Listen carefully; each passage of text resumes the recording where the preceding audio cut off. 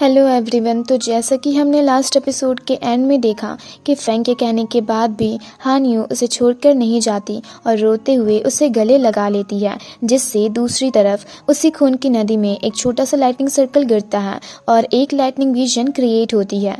साथ ही एक strong aura भी रिलीज होती है।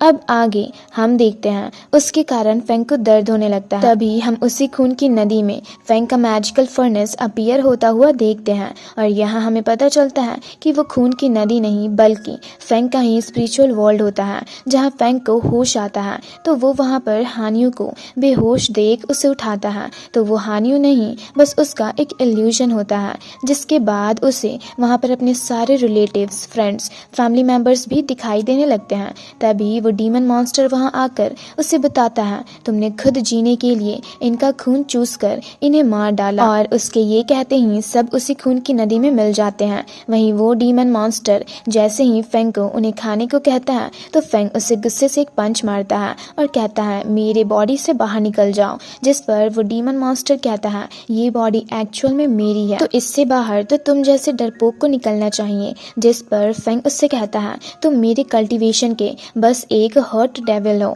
और कुछ नहीं। जिस पर वो मॉन्स्टर हंसते हुए कहता है तुम मुझे सच में एक हर्ट डेविल मानते हो? और वो फेंग के चाइल्डहुड वर्जन में खुद को कन्वर्ट करके उससे कहता है पर एक्चुअल में रियल फेंग तो मैं हूँ। जिसे देख फेंग को याद आता है कि ये उसी की डेविल साइड है जो जन्म से ही उसके साथ है। पर जब जब लोग उसे बुली किया करते थे तो उसे काफी ज्यादा गुस्सा आता था, पर वो उस गुस्से को बाहर नहीं निकाल पाता और उसी गुस्से और नफरत को अपने अंदर रखने से उसकी डेविल साइड और भी ज्यादा पावरफुल होने लगी और साथ ही उससे ही बुली करने लगी, जिसे फेंग याद करके चौंक जाता है। तभी वो डेविल साइड उससे कहता है तो फाइनली तुम्हें याद आ ही गया, पर तुम क्या सोचते हो ब्रेक थ्रू करके मुझसे आगे निकल जाओगे? और एक स्ट्रॉन्ग ऑरा रिलीज करता है तो फेंग उससे कहता है इसका मतलब तुम हॉट डेविल नहीं हो। तो वो डेविल साइड उससे कहता है इतने सालों से मैंने तुम्हारे कारण बहुत सफर किया है और तुमने ब्रेक थ्रू करके थोड़ा सा लेवल अपना क्या इंक्रीज कर लिया, मास्टर के मौत का बदला लेना ही भूल गए, साथ ही उस जाओ शान तक को हैंडल नहीं कर पाए।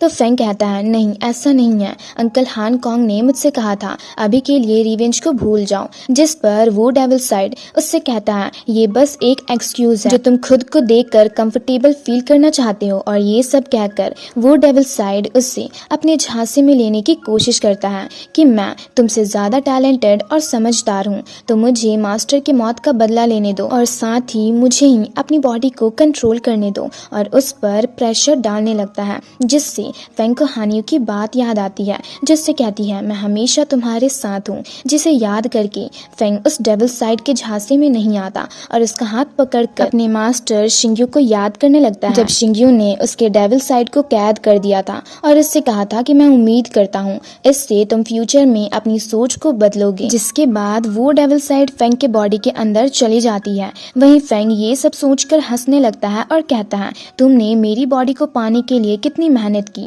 पर अफसोस तुम उसे पा नहीं सके। और फिर फेंग को सब कुछ समझ आ जाता है और वो उस डेविल साइड से कहता है तुम और मैं एक ही हैं, पर जन्म से ही तुम्हारे पास कोई कंसिस्टेंस नहीं है क्योंकि तुम्हारी सोच पॉजिटिव नहीं है, इसलिए मास्टर तुम्हें खुद ये बात समझाना चाहते थे।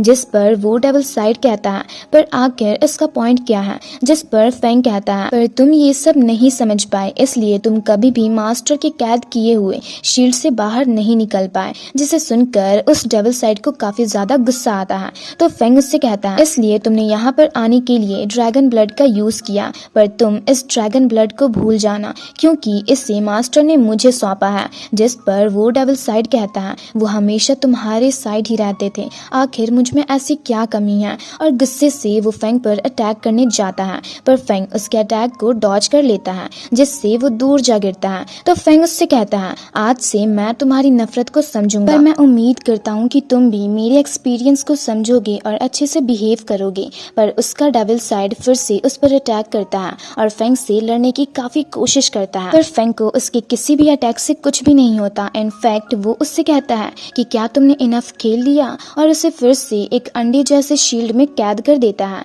तो उसकी डीमन साइड गुस्से से उसे बाहर निकालने को कहता है, तो फेंग उसे जैसे ही बाहर निकालता है वो उस पर अटैक कर देता है, पर फेंग वहां से गायब हो जाता है और उसके हाथ पैर को बांधकर उसे एक पंच मारता है, तो वो चिल्लाते हुए उससे कहता है, मुझे इस तरह से तो आज तक मास्टर ने भी कभी नहीं मारा। जिस पर फेंग कहता है, पर अगर तुमने फिर से ऐसी कोई भी हरकत करने की कोशिश भी की तो मैं तुम्हें बहुत पीटूंगा। जिसे सुनकर उसका डबल साइड रोने लगता है। तभी वहाँ पर एक इनविजिबल स्टैचू अपीयर होती है, जिसे देख फेंग चौंक जाता है। तो वहीं उसका डेविल साइड उसे देख फेंग से कहता है, ये नहीं हो सकता, क्योंकि ये एंशिएंट मैजिकल फर्नेस तो हमेशा से मुझे सिखाया करती थी। वहीं दूसरी तरफ उस इनविजिबल स्टैचू के अपीयर होने से फेंग की बॉडी से एक स्ट्रॉन्ग ऑरा रिलीज होती है, जिसे देख हान यू परेशान होने लगती है। पर तभी फेंग अपने असली रूप में आ जाता है, जिसे देख हान यू काफी खुश होती है। और इसी के साथ ये एपिसोड यहीं पर खत्म होता है। तो अगर आप लोगों को ये वीडियो अच्छी लगी तो वीडियो को लाइक और चैनल को सब्सक्राइब कर दें।